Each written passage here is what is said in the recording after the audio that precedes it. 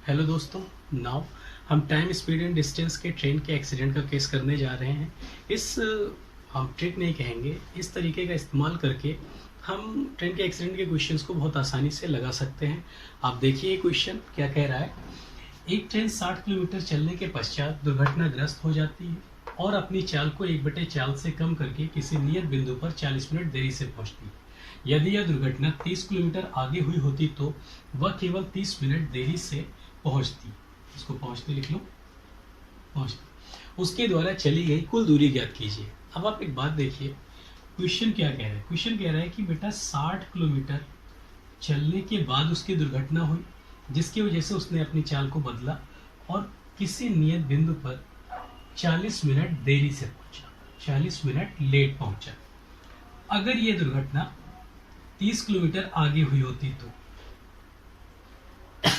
वो केवल 30 मिनट देरी से पहुंचता। यही तो कह रहा है, यदि दुर्घटना 30 किलोमीटर आगे हुई होती तो वो केवल 30 मिनट देरी से पहुंचता। अब आप इस बात को देखिए बेटा, अगर दुर्घटना 30 किलोमीटर आगे हुई तो आप कह सकते हो कि ये वाली दूरी भी वो अपनी सामान्य चाल से चलता, और जब वो अपनी सामान्य चाल से चलता तो वो इस बार 10 मिनट कम लेट पहुंचता। ठीक है, तो मैं लॉजिक लगा के ये बोल सकता हूँ कि भाई अगर मैं ये दुर्घटना 30 किलोमीटर और आगे करवा देता तो आप में से एक बच्चा बोलता कि सर अब ऐसा है ना कि 30 से अब वो केवल 20 मिनट देरी से पहुंचता। तो मैं कहता अच्छा, अगर ये दुर्घटना 30 किलोमीटर और आगे हुई होती तो आप कहते अब केवल 10 मिनट लेट पहुंचते। तो मैं कहता अच्छा, इसको यहाँ पे करा दो 30 किलोमीटर और लेट।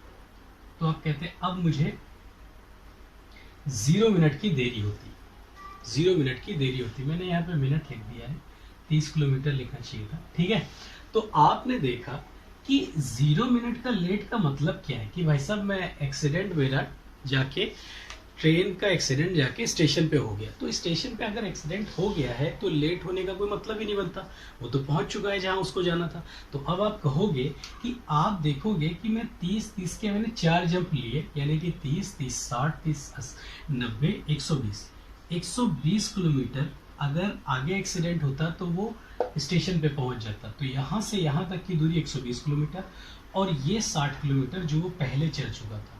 अगर मैं इसको ऐड कर दूं तो मैं देखूंगा कि टोटल उसने 180 किलोमीटर की दूरी तय की। इस तरह से मुझे पता चल गया कि ट्रेन ने कुल कितनी दूरी चली है। तो आप देखो कितनी आसानी से हमने इस क्वेश्चन को निकाल लिया। हमने इस्तेमाल भी नहीं किया कि चाल क्या है क्या नहीं है, मैंने बहुत ही आसानी से लॉजिक लगाकर इसके द्वारा चली गई कुल दूरी निकाल ली। और ऐसे क्वेश्चंस आपको प्रीवियस ईयर में अगर कोई ट्रेन के एक्सीडेंट का क्वेश्चन पूछा गया है तो वो उसके द्वारा चली गई दूरी पर ही पूछा गया है। आप देखो फिर से एक बार देख लीजिए, 60 किलोमीटर उसने सामान्य चाल से चला और 30 किलोमीटर पहले अगर यहाँ पे दुर्घटना हुई तो उसने 40 मिनट लेट किया, यानी कि 40 मिनट का ज़्यादा समय लिया। अगर ये दुर्घटना 30 किलोमीटर आगे हुई होती तो उससे 30 मिनट कम, मतलब 30 मिनट लेट पहुंचता।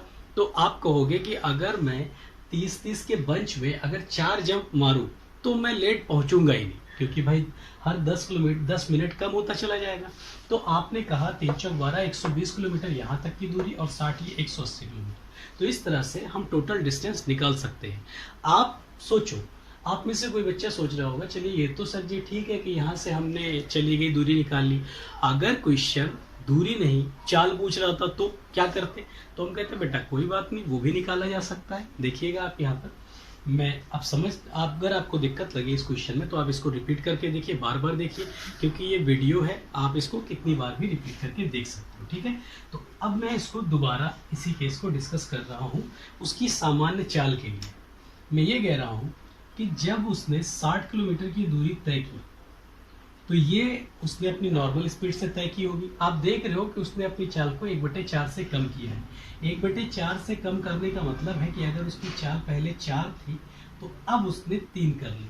ठीक है, फिर आपका जब यहाँ पर एक्सीडेंट हुआ तो आपने देखा कि ये 30 किलोमीटर अगर आपने ये एक्सीडेंट में काउंट किया तो ये पूरी दूरी आपने 4 की जगह 3 की स्पीड से तय की। ठीक है, ये पूरी दूरी और ये 4 की स्पीड से। लेकिन क्वेश्चन ये कह रहा है कि अगर आप का एक्सीडेंट यहाँ नहीं यहाँ होता, एक और लाइन खींचते हैं यहाँ पर, कह रहा है कि एक्सीडेंट यहाँ पर नहीं बेटा इस जगह हुआ होता तो आप इस जगह पर 40 की जगह 30 मिनट देरी से पहुंचते, ये बात लिख लेते हैं हम लोग। तो आप इसका मतलब क्या है, ये दूरी तो आप अभी भी 4 की स्पीड से चलोगे, लेकिन अगर आपका एक्सीडेंट यहाँ की जगह यहाँ हुआ तो ये दूरी भी आप 4 की स्पीड से चले, 4 की स्पीड से, लेकिन आगे वाली दूरी 3 की स्पीड से चले। आप इस पॉइंट को देख के बोल सकते हो यहाँ पर उसने 3 की स्पीड ली थी और यहाँ पर भी 3 की स्पीड ली थी। तो आप बताओ, ये जो 40 मिनट से 30 मिनट टाइम कम हो गया, ये कैसे हुआ, ये परिवर्तन क्यों हुआ? ये इस वजह से हुआ क्योंकि ये बीच वाली ये जो दूरी है 30 किलोमीटर की दोस्त, वो एक बार 3 की चाल से और एक बार 4 की चाल से चला है, इसी वजह से ये टाइम का गैप आया है। तो आप इतनी सी बात अगर आप जानते हो टाइम स्पीड एंड रेशियो का, कि नियत दूरी के लिए उनकी चालों का रेशियो अगर पलट दिया जाए तो उसके द्वारा लिए गए समय का अनुपात आ जाता है। तो आप कहोगे उसकी चाल का अनुपात तो यही है भाई, चाल का अनुपात पहले 4 था फिर 3 था, अगर मैं इसको यू पलट दूं, क्रॉस कर दूं, तो आप कहोगे पहले अगर 3 समय लेता था तो अब 4 समय लेगा। यहाँ पर 1 यूनिट का गैप, और 1 यूनिट जो है वो इस गैप के बराबर होगा 10 मिनट के, ठीक है। तो आप कहोगे ये 1 यूनिट अगर 10 मिनट है तो 3 यूनिट 30 मिनट हो जाएगा, 30 मिनट। तो भाई साहब आप देखो कि उसने इस वाली दूरी को 30 मिनट में तय किया, 30 मिनट, इसको 30 किलोमीटर लिखो बेटा, वरना कंफ्यूजन नहीं होगा। आप कहोगे कि इसको मैंने इस बीच वाले के लिए क्यों लिया, क्योंकि बेटा ये देखो पहले भी 4 की स्पीड से चल रहा था, अब भी 4 की स्पीड से चल रहा था, यहाँ पे कोई परिवर्तन नहीं हुआ।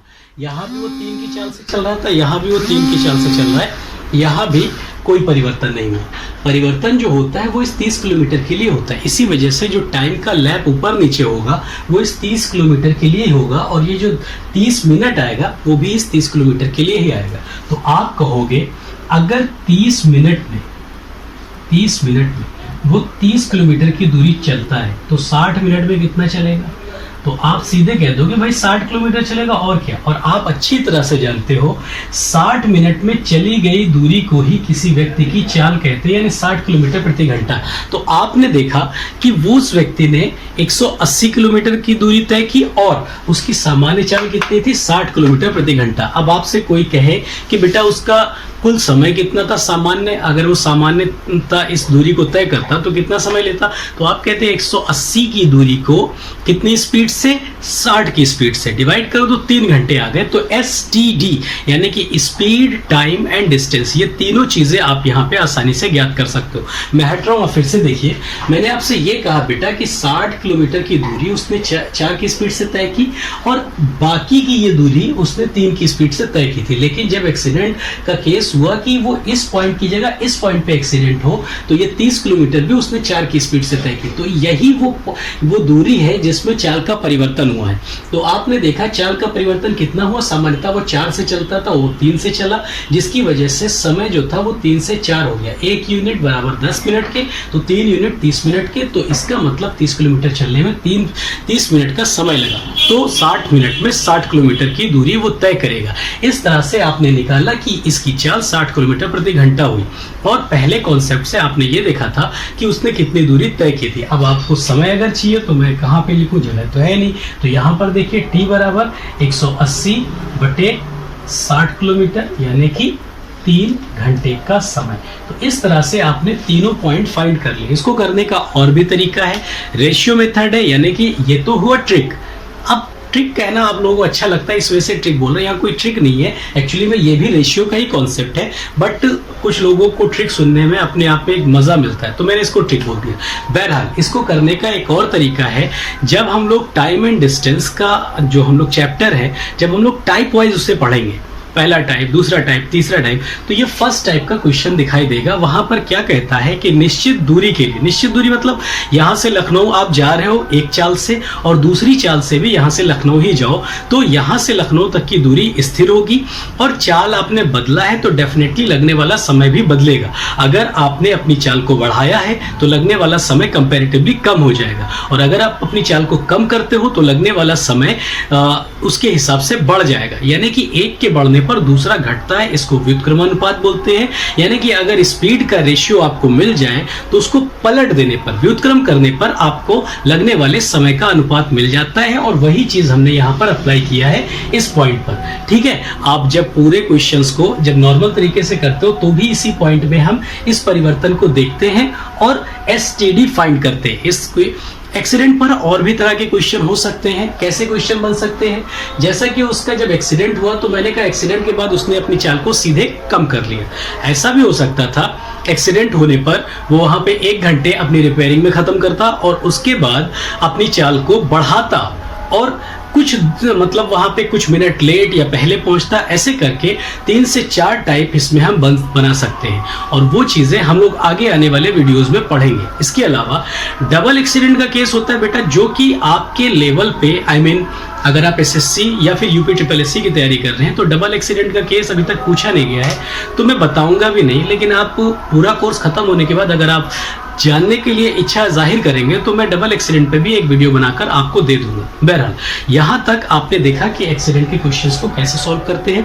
आप इसे 2 बार 3 बार देखिए, इस तरह की क्वेश्चन बुक में देखिए, आप उसे लगाने की कोशिश कीजिए, आपको बेहतर रिजल्ट मिलेगा। तो आज के लिए इतना ही, फिर कुछ दिन बाद हम एक और वीडियो में मिलेंगे। Till then bye.